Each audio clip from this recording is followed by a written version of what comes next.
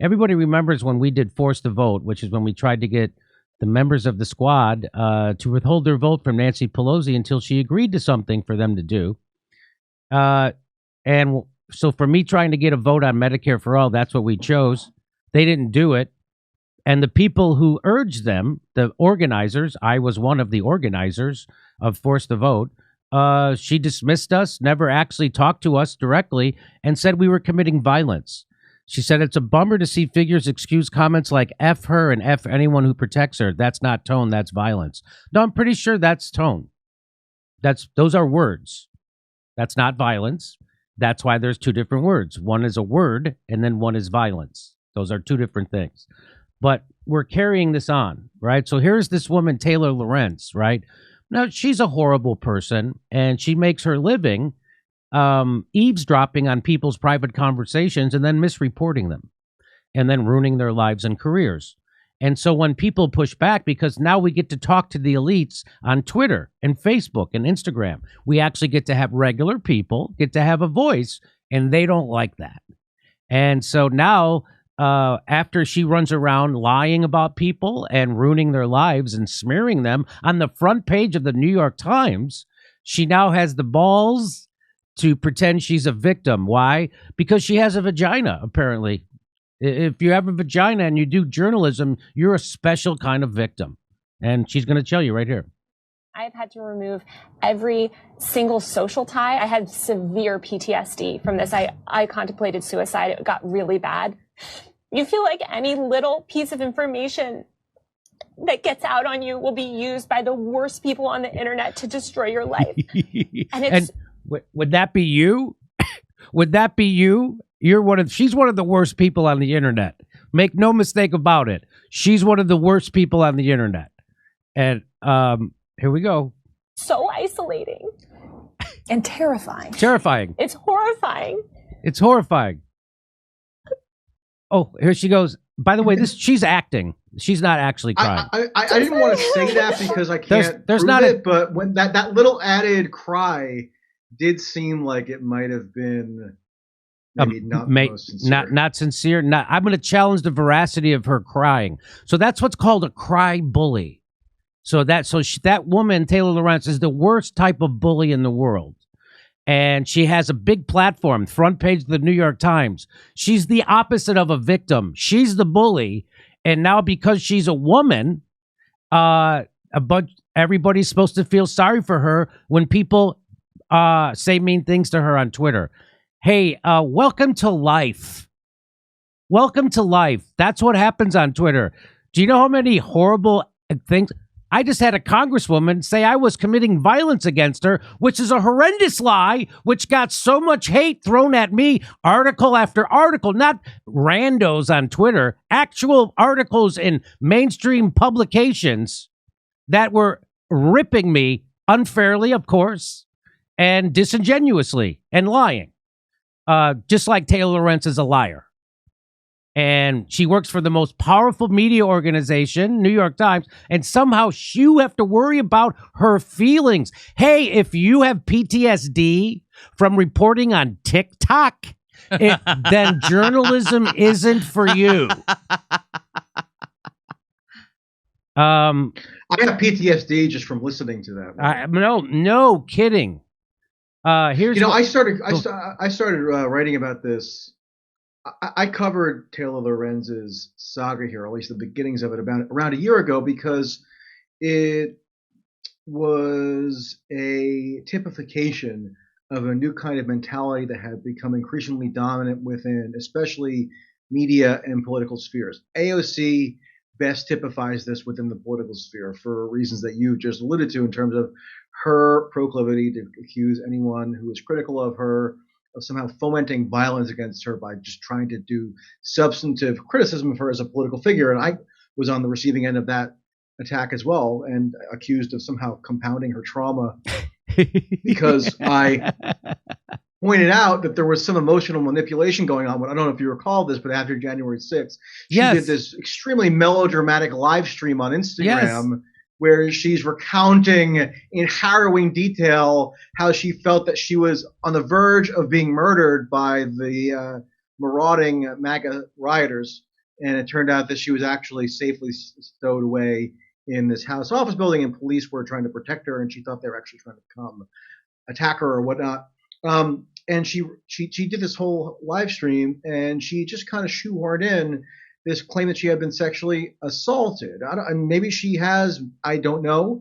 I can only go based on what her word, but she invoked that precedent of a sexual assault for a very specific reason. She was saying that anybody who questions her account of January 6th is doing an equivalent of what someone would do if they were questioning her account of her sexual assault, meaning they're gaslighting her or they're re-traumatizing her or compounding her harm.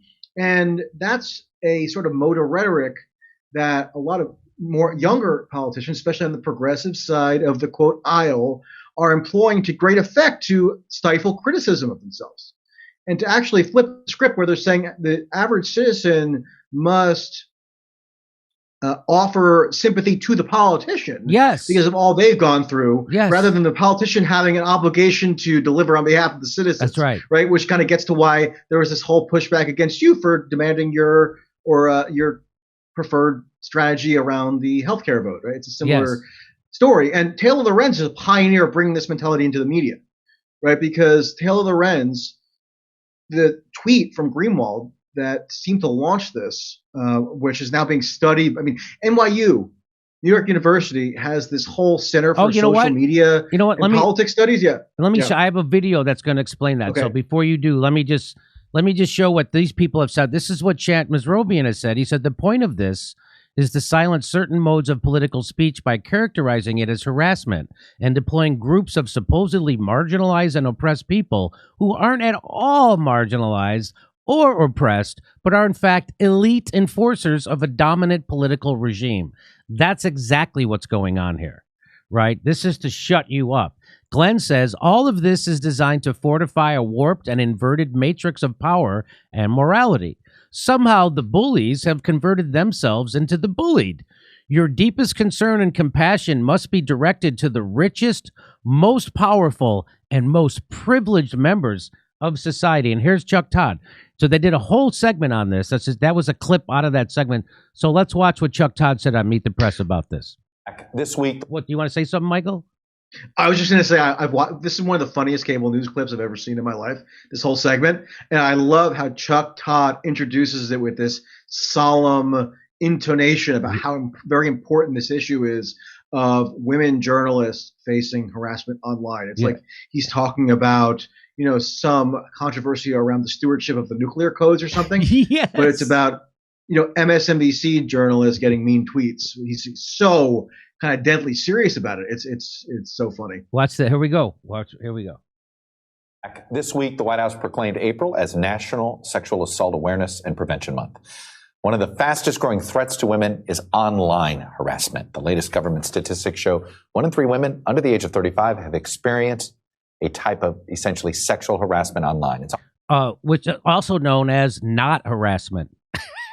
That's like that story we did. Woman claimed she was groped in the metaverse, which means she wasn't groped. So if you could consider mean tweets to be sexual harassment or any kind of actual harassment, then I'm the biggest victim of that in the world. And so they're going to show a graph on this where, they're going to show a graph on this where it's like 70-something% of women said that they have been attacked online, meaning women journalists. So what does it mean to be attacked online? What does that mean? Harshly criticized because somebody doesn't like what you've written? Is that an online attack? Well, we're just going based on self-reportage, apparently.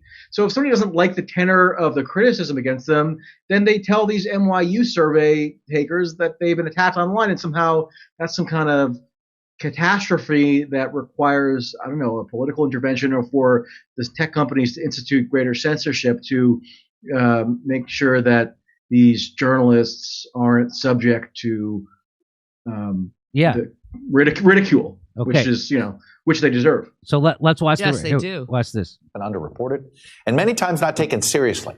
despite its serious Gotta risk take to it mental health seriously. and physical safety. The Biden administration is now committed to a new global partnership for action on gender-based online harassment and abuse. The goal, deliver an action plan on combating technology-facilitated gender-based violence by the end of this year. Morgan Radford joins me now. She's been doing some reporting on the impact of this type of harassment. This is not real intrepid reporting that Morgan's been doing. This is not a sketch. This is not a I had to keep pinching myself because it seems like this is a comedy sketch, but it's not. It does. These are serious grown-up people being serious. Okay. Especially the impact it has on women in journalism. And it's not even a close call, Morgan. As nasty as the attacks can be on some of us in this business, if you're a woman, it is at another level.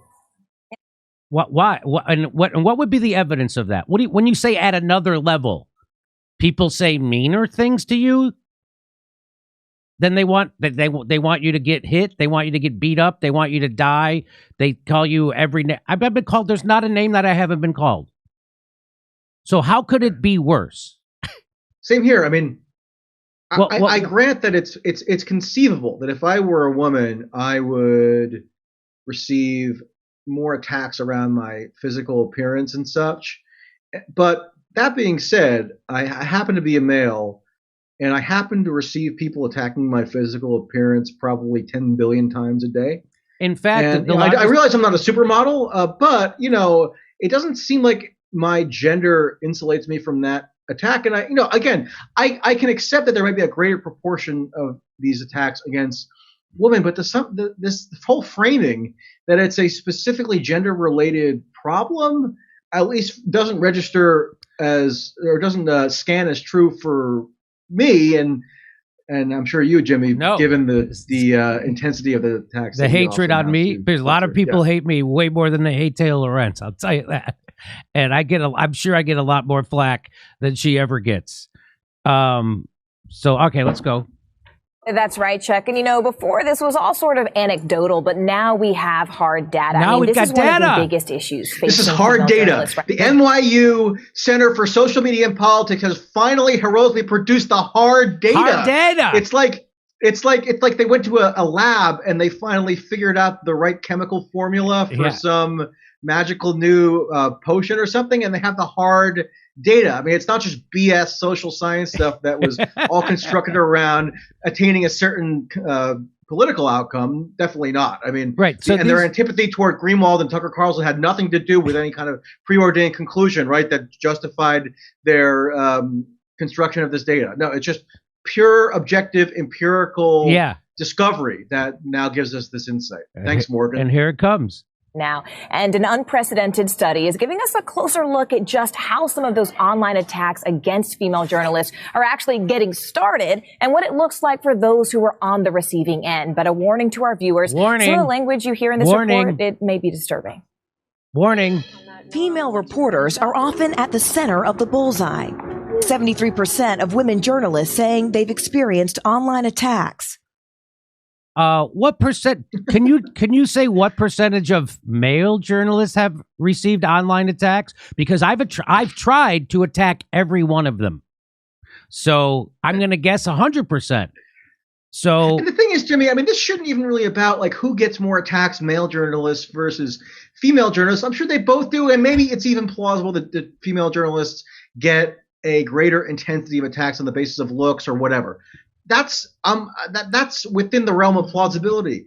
What's so asinine about this is their insistence on formulating this bizarre, self-aggrandizing narrative where they're these righteous victims of something because of mean tweets. I mean, this used to, not long ago, any fixation on this on the part of journalists would be rightly dismissed as ridiculous myopia, but now they're holding it out here as like the new frontier in online kind of ethical conundrums that the entire society must be oriented around, like redressing on behalf of the journalists. I mean, it's insane. This is insane. Here we go. While 30% say it has impacted their work. I don't know if I can say this on TV. I'm going to rape you. Someone wrote the words, "I'm going to rape you." Yep. Journalist Taylor Lorenz is a columnist. I don't know what to say about that. Jimmy, imagine if I went on Fox News, okay? Imagine if I went on Fox News and I read aloud from my phone the stuff people said. Mean tweets. Do you think that would be warmly received? Do you think I would be depicted as a sympathetic character for focusing on that and trying to present myself No, as people would make a victim, fun of you. or even as like an example that kind of represented some wider trend? I mean, I actually believe that Taylor Lorenz is sincere here. That's the most disturbing part. I think she's sincerely invested in this idea of her as an emblem for this scourge of so-called online harassment. And she also genuinely believes that online harassment / violence is one of the great political dilemmas of our time, and she feels like she's a trailblazer to address that problem, and she genuinely thinks that, and people support her in this belief. They validate her, and she progresses up the career ladder on the basis of this belief. I mean, I almost even like to focus on Taylor Lorenz herself. It's more that she so perfectly exemplifies the warped incentive structure of contemporary elite media. She certainly does. Here we go. The Washington Post, and was targeted nearly 1 year ago in a segment on Fox News. She's at the very top of journalism's repulsive little food chain. Host Tucker Carlson mocking her after she called for an end to online harassment. Now she's at the center of a new study by NYU researchers, among the first to actually quantify online hate against female journalists. This is the moment that Carlson aired that segment. Yes, we see this really dramatic rise. So I want to make a point about that. This whole pretension that they've somehow empirically quantified anything. Yeah, look, is just Tucker total Carlson, BS. This is not even a peer-reviewed study. I mean, I'm not even I don't even fetishize peer review necessarily, but like this is just basically a blog item as far as I can tell that was posted on the NYU website in conjunction with the Brookings Institution. I'm sure one of like the premier DC establishment think tanks, Brookings Institution, that actually co-produced this study of some sort, is just totally altruistically committed to the alleviation of suffering, and that's why they decided to focus on this issue. Right. This is infantilizing women. That's what this is. This is women need special protection to be in the workplace. Women need special protection to be on Twitter. Women need special protection to be journalists. Women are fragile, delicate little bunnies, and they shouldn't be allowed out into the world without a male chaperone to protect them. That's what they're saying. That's what this is. This is the most insulting shit to women in the fucking world.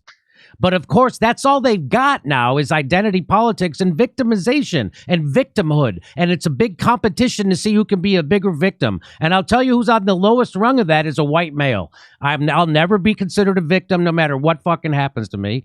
But she is, just because she has a vagina, even though she's a horrible person and a shitty journalist. And she deserves almost every piece.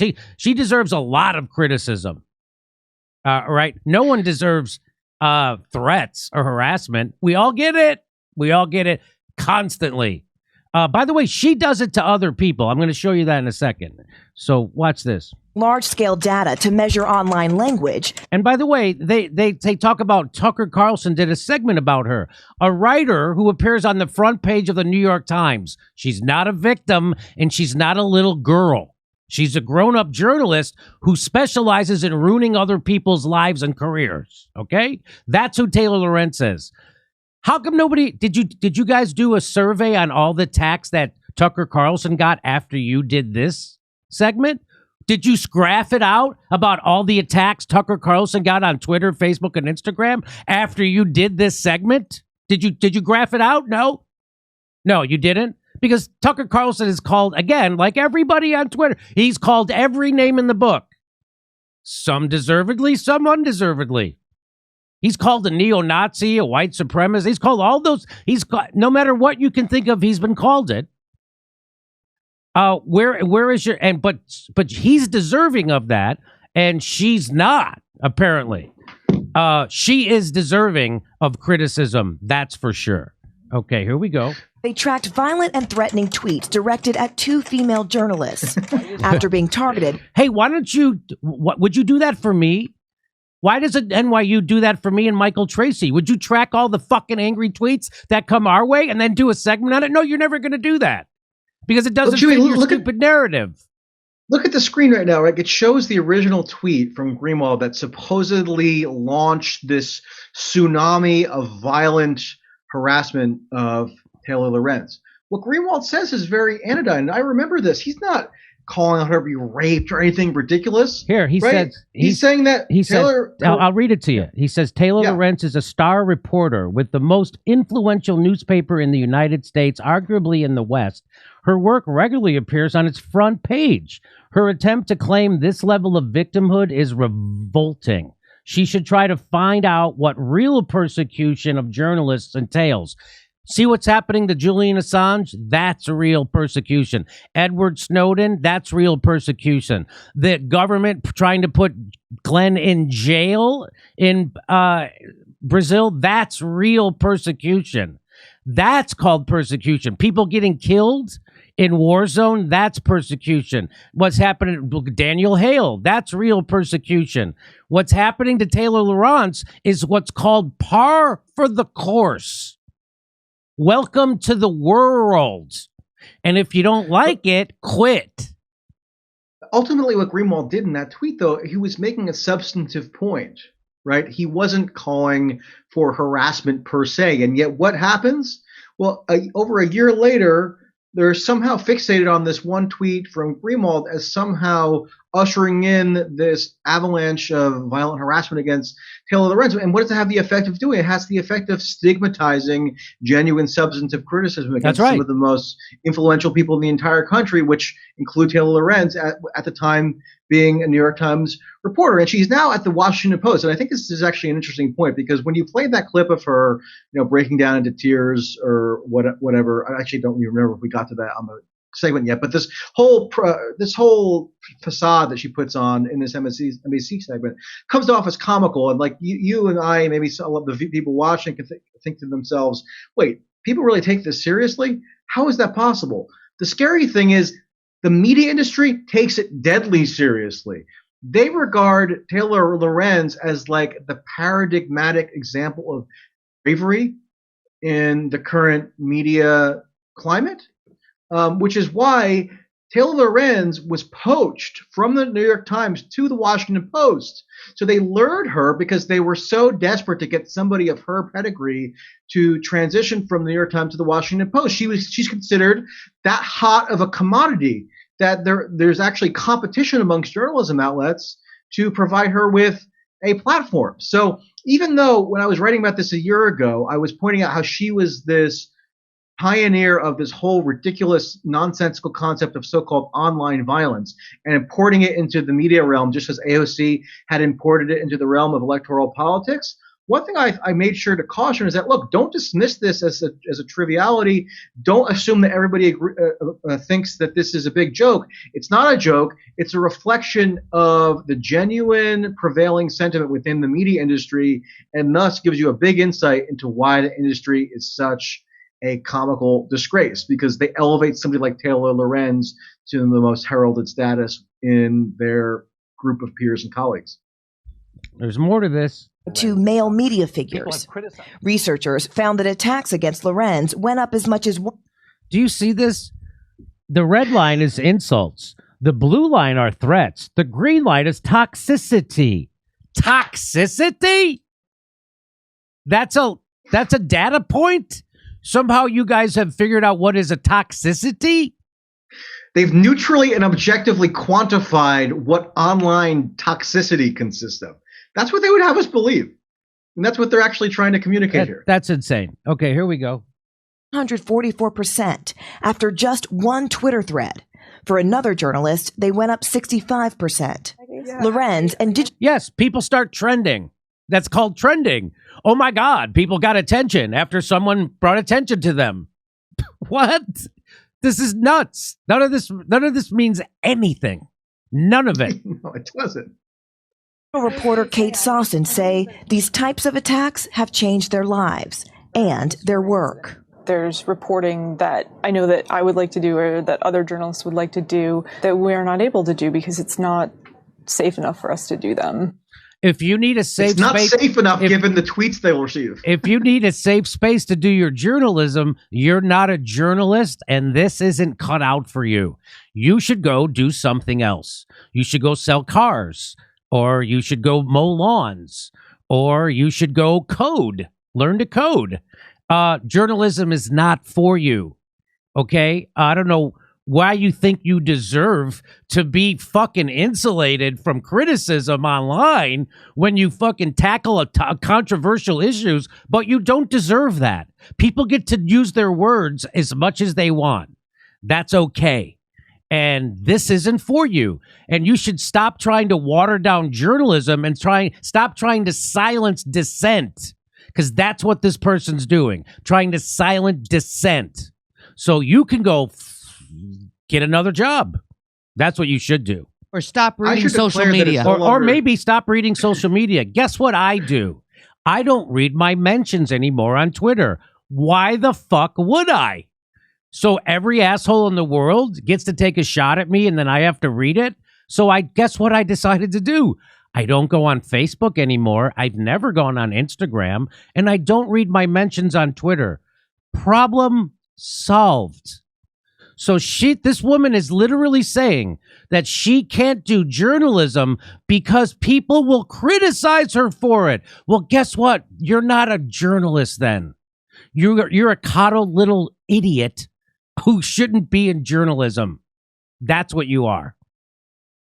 I should declare that it's no longer safe for me to comment on Ukraine because I'm inundated day after day with people telling me that I'm in league with Putin or that I'm literally compromised by the Kremlin. I mean, all these very unique and novel attacks that I've definitely just heard for the first time within the past couple weeks. And, I want to declare that it's no longer safe for me to comment. And I'm sure everyone will just solemnly nod in affirmation about the validity of my logical kind of argument there, and they'll all rush to my support. Yeah, people, I hope, shower praise on me for being so brave and being honest about the problem. I hope so. I certainly, every time I tweet about or do a video about Ukraine, I get called a Putin puppet. I get called all kinds of things, grifters, conspiracy theorists, all kinds of things that can damage your career, ruin your reputation. I don't know what. So, but I guess it's only. I guess if you're a special kind of snowflake, which is what these people are, they're snowflakes. But it's only these so-called victims of harassment that then get legitimated by this whole weird complex of like NGOs. So there's this entity called what's it called? It's I lose track of these things. Just so people know, NGO stands International Women's Media Foundation, right? Okay. So when Taylor Lorenz was first so-called under attack by Greenwald a year ago, the International Women's Foundation, which is like an NGO that's funded by all these mainline organizations and foundations, like Twitter itself gave $500,000 plus to this International Women's Foundation. The guy who founded Craigslist, Craig Newmark, his philanthropic network gave $500,000.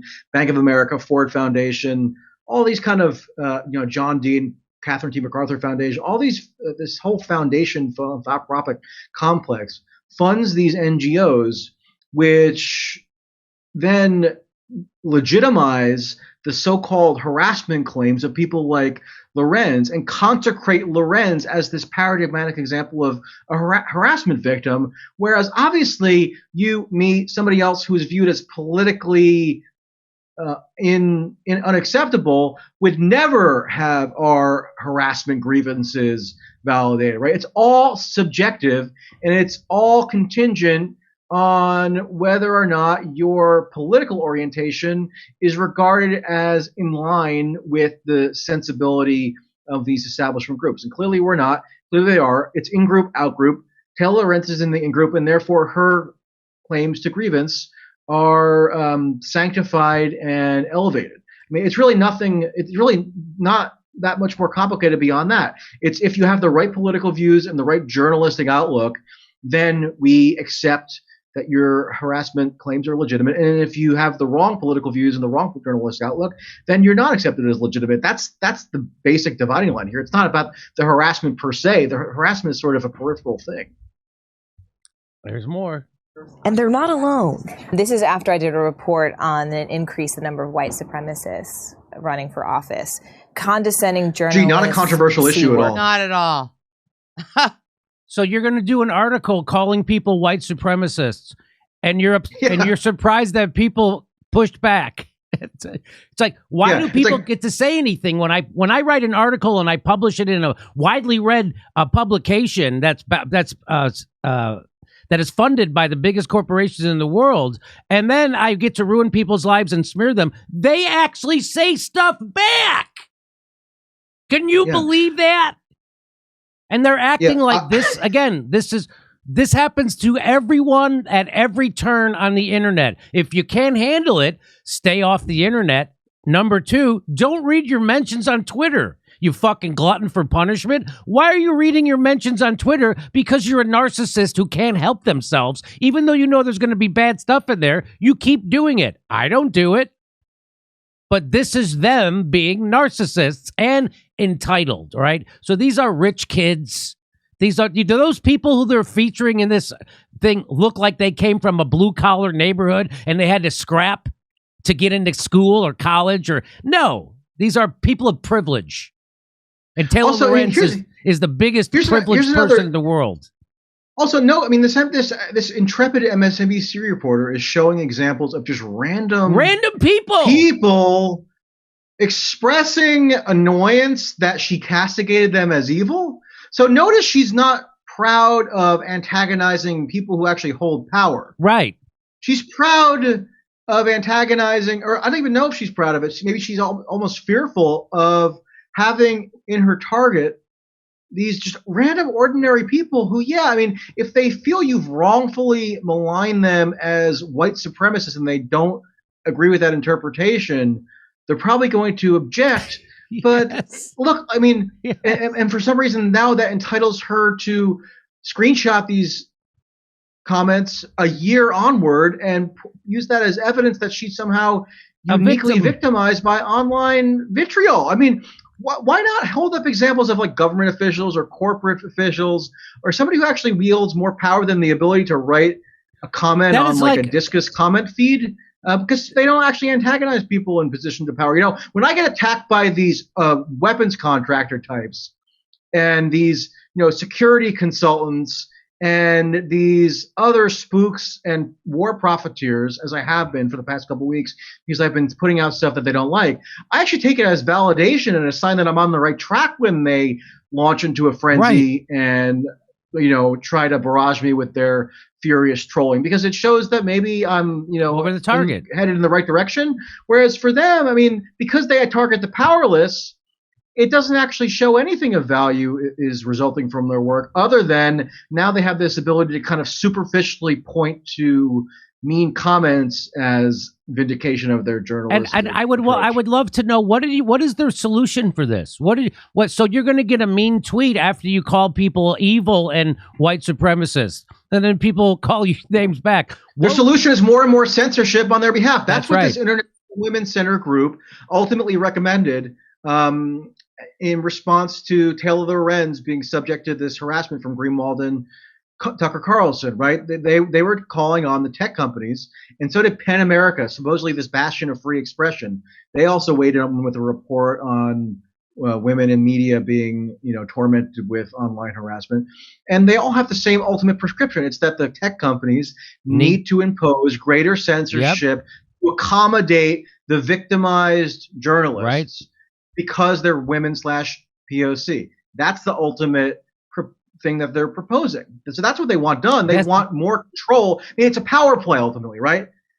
They're using this new rhetoric around trauma, around online harm and stuff, because it's this kind of faddish nomenclature that they have domain over. And when they invoke it, they're able to extract concessions from powerful institutions, including the tech companies, which then will make adjustments to the very systems to better, supposedly protect them from this abuse. But really what it does is it grants them greater power over the actual mechanics of the tech platforms. And they've gradually gotten that. I mean, the tech companies have gradually acceded to these people. Yes. So it works. I mean, it's a emotional blackmail tactic, but it actually works. So in a way, it's rational for them to continue banging this drum. Okay, let's just finish this video. It deserves a rope. Obviously, I'm a person of color. Obviously, there's a reference to a noose. Are you getting messages like these? Yep. Hey, nice job on that story. You soulless. Taylor Lorenz, a person of color? Then also you'll see there's no, but the other woman is. There's many people that are tweeting.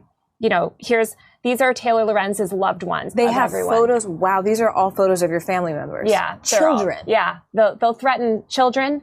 They'll threaten my parents. I've had to remove every single social tie. I had severe PTSD from this. I contemplated suicide. It got really bad. You feel like any little piece of information that gets out on you will be used by the worst people on the internet to destroy your life. And it's so isolating. And terrifying. It's horrifying. I'm so sorry. It's fine. It's overwhelming. It's really hard. That had to be Steph, fake, does that make you upset? Now, Chuck, we reached out to Glenn Greenwald and Fox News about this study. Greenwald responded saying, in part, as a member of various marginalized groups, I don't want or accept some special immunity shield against being criticized, and no journalist with any dignity or worth should want that either. Neither Tucker Carlson. Well, at least they showed Glenn's response, which was nice, and but they don't comment on it. And they don't allow Glenn to read all the mean tweets he's ever received. No, Glenn doesn't get to read his mean tweets. But I would like to show you. So did you see that part Taylor Lorenz cut? They're using my family. I have to. That's what Taylor Lorenz does. So I'm just going to give you one example of the horribleness of Taylor Lorenz. This is just one example of her being a complete hypocrite. She's accusing people of doing the exact thing she does, but with a much bigger platform. She actually is worse than the people who come at her on Twitter. Who is Taylor Lorenz is worse than the people who come at her on Twitter. This is her article, Taylor Lorenz article, going after someone's family. So the headline is, the Instagram stars hiding their famous Muslim-hating mom. So she's going after Instagram's people's stars' family. She's going after their family. That thing she just was crying about, that thing she was just crying about, the phony, faking liar, and she is a liar. She does the exact thing, but on a much bigger platform. She's not doing it as a rando on Twitter that nobody has to look at, see, or read. She's doing it in major publications. So Glenn Greenwald showed that he's the one who caught this. It says, girl with no job, Jackie OP problems, and the rest of Instagram's famous family have gone to great lengths to conceal the identity of their Islamophobic mother. So she's digging in people's families. She's doing this. That thing she just cried about. Here's what she tweeted. If I could give one piece of advice to aspiring journalists, it would be to never reveal anything about your personal life on the internet. Nothing, ever. Unfollow and block family members and those closest to you. Never post photos of anyone or anything you care about. A decade down the line or sooner, these things will all be used to try to ruin your life. People on the internet will brigade you on every platform and dig up every single tiny thing you've ever revealed and try to exploit it to cause you excruciating pain. You mean like when you eavesdrop on people's private conversation and misreport that they use the R word? You mean like that? Yes, that's what you mean, right? That thing that you do for a living? Well, here she is doing it. In fact, she's doing that. She's trying to go after people who are influencers online after their family. And the people that she did that to, says, Oshri sisters have gone to great lengths to conceal their connection to their mother. Family photos, including their mother, have been stripped from their Instagrams. All past references to her have been removed. The sisters post family photos of the four of them, always without their mother. That's Taylor Lorenz. She is berating them for doing the exact thing she just gave everybody advice to do. She's berating these people for trying to keep their family out of their online life. Isn't that what she just told you to do? Yes, it is. And here she is berating those very people for doing the things she advised you to do. Update. Claudia Oshry provided this statement to the Daily Beast after the story's publication. We want to be clear to our audience and fans that our political and cultural beliefs are not anti-Muslims or anti-anyone. Our views are separated from our mothers. Being raised by a single parent, we were taught to make our own choices based on our own personal beliefs. We are inspired to think for ourselves, and we do. We do not condone discrimination or racist beliefs of any kind. So there she's doing the exact thing. There's Taylor Lorenz doing the exact thing she's literally crying about on camera, which is why you know that's fake. Or she's a psychopath. I'm going to guess both. She's doing the exact thing. Michael, am I wrong? Am I misinterpreting that Taylor Lorenz did the exact thing that she's claiming that woman did, that she... Anyway, let me go one more. Well, I mean, I think the idea here is that anyone who she would feel compelled to report on is a legitimate target, whether for political reasons or, because they harbor, frowned upon political views. So whoever she might target is legitimate, and therefore journalistic means can be employed to ferret out all possible information on them, including through their familial connections. But she doesn't regard herself as a legitimate target, right? Because she's this paradigm of all that is good in the world. She's the paradigm of virtuous journalism. She's on the side of the angels. She has all the right cultural kind of connections and political beliefs, and therefore, it's out of bounds for anyone to ever target her in the same way that she's targeted others. I think that's kind of just this reflective of this presumption of her morally exalted status, and it helps also explain why she views her experience with this purported harassment as such an exaggerated object of interest that she's constantly carrying on about. I mean, this has been over a year now. She won't stop talking about this. This is like her number one journalistic beat, her own harassment, her own Twitter mentions and email inbox.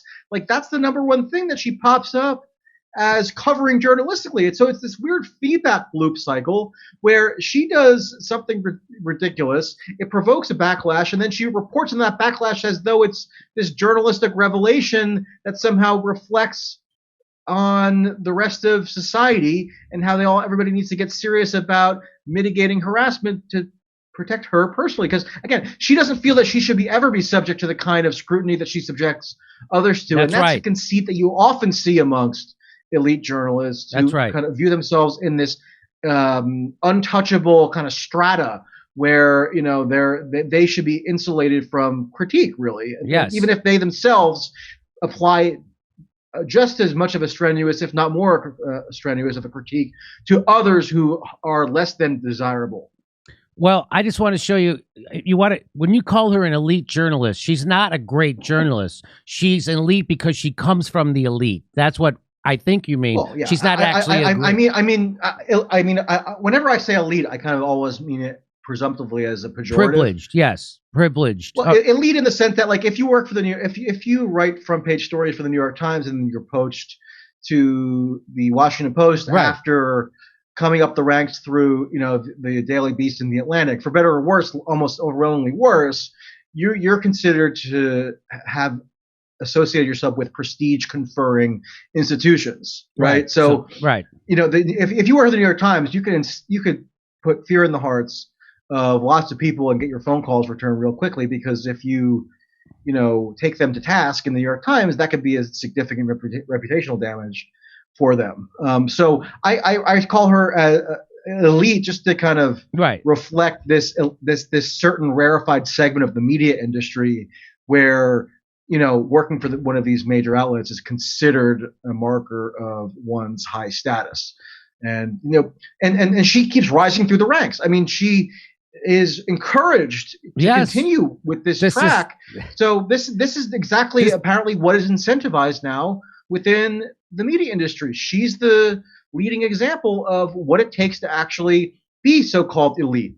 Now, I think that probably in a broader sense should mean that you shouldn't strive to be elite, because it means that you're just kind of dope, and that you're actually harming society. But this is what people within this sphere regard as elite. It's all embodied by Taylor Lorenz. All right, so let me close out this segment because we're spending too much time on her.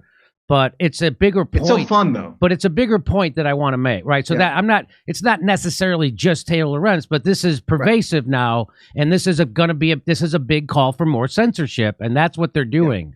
This is more control by the establishment. This is more control to Silicon Valley, which is in bed with the politicians, right, with the Democratic Party.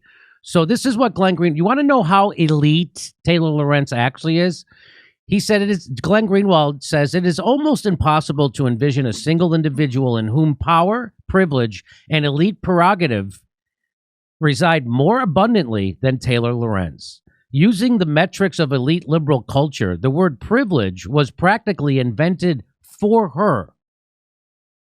A rich, straight white woman from a wealthy family raised in Greenwich, Connecticut, and educated in actual Swiss boarding schools, who now writes about people's lives, often casually destroying those lives, on the front pages of the most powerful East Coast newspapers on the planet. That's who she is. That's who Taylor Lorenz is, which is why she's not cut out for the real fucking world, which is why she needs a nanny state or a daddy to come and protect her from mean things people are saying on Twitter after I ruin their lives, call them evil and white supremacists. And then they say things about me and I have to read them. You're made to read them. No one has to read the things people tweet at you. All right. That's you doing it on purpose for your own self-aggrandizement. And now you're a darling of the wackadoo left who thinks that censorship is good. There's a lot of people on the left who think censorship is good. That's not me. Okay. And by the way, they never actually say censorship is good, right? They always couch it as safety is good. Right. We need to protect the vulnerable and the marginalized. And even if what they're implicitly or even explicitly calling for is censorship, they never frame it as such, because censorship is kind of a unpleasant thing to be avowedly in favor of. So it's always about this one of the like therapeutic, moralizing objectives about protecting people who are otherwise marginalized and going to be subjected to this torrent of abuse if we don't step in and basically parentally insulate them from these harms. So here's a real victim. Here's a real female victim. A female journalist died last month covering the war. And these psychopaths are mourning Taylor Lorenz.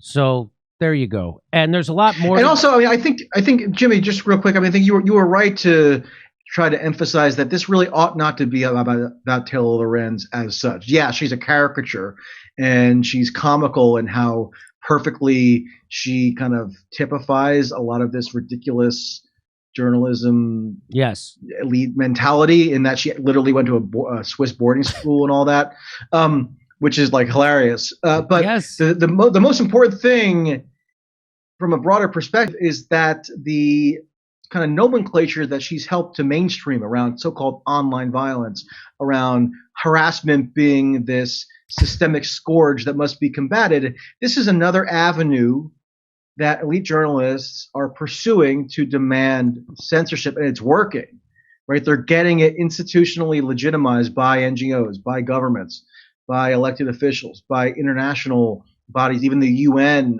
endorsed an aspect of this last year, last I looked into it, right? So this isn't really just about everybody having a nice laugh at Taylor Lorenz's expense. It's that this reflects a consensus opinion amongst the media industry, and is one weapon in their arsenal to stifle speech, right? To engage in the kind of corporate censorship purges that we saw really go crazy after January 6th when they got rid of Trump, and they've been gradually ramping it up, maybe a little bit more subtly since then, but nonetheless, it's still going strong. I mean, and the standards that are introduced to accommodate their grievances, of course, have zero consistency whatsoever. I was just pointing out earlier today that Twitter is allowing this freelance American, essentially mercenary, running around Ukraine to crowdfund on Twitter, and PayPal and Venmo are allowing him to collect money, where he's basically orchestrating an arms trafficking initiative over Twitter. People send him money so he can what he says he's doing is driving around Ukraine in a pickup truck with a machine gun mounted on it to fight Russia. But that's not violence, apparently. That's not an incitement of violence. That's not behavior that's likely to produce real world harm. That's just A-OK according to all the tech platforms for some reason. But somebody overly harshly criticizing Taylor Lorenz, that's a moral panic that needs to be addressed by new censorship mechanisms introduced at these platforms. So, of course, there's zero consistency whatsoever. It's always a sheer power play. And for better, and unfortunately, people as disreputable and annoying as Taylor Lorenz have more and more power within the industry, and they set the terms of the debate. Michael Tracey's been our guest. You can check out his work at mtracy.substack.com. Thanks so much for being our guest, Michael. It's been great to see you. Always a rollicking good time, Jimmy. Hey, we're doing our live stand-up tour. We're going to be in Orlando. We're going to be in Tampa, Columbus, Cleveland, Pittsburgh, much, much more. Go to jimmydorecomedy.com for a link for all the tickets. And you can come see our shows in Los Angeles, too. We do one weekly. Go to jimmydorecomedy.com and become a premium member while you're there. Get all the extra content. Thank you.